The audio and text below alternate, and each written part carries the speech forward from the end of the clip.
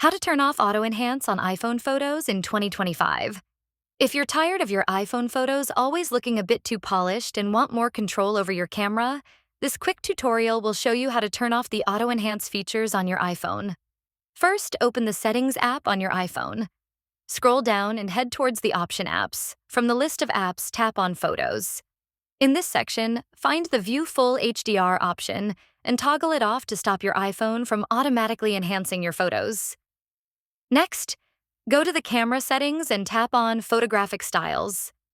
Select the Standard option to disable automatic adjustments to your photos. But we're not done yet. If you want to stop your iPhone from enhancing videos, go back to the camera settings, tap on Record Video, and turn off the HDR video option.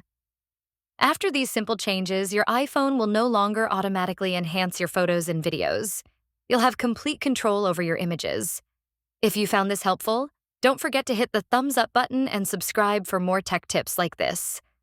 We upload new tutorials every week, so stay tuned. Thanks for watching.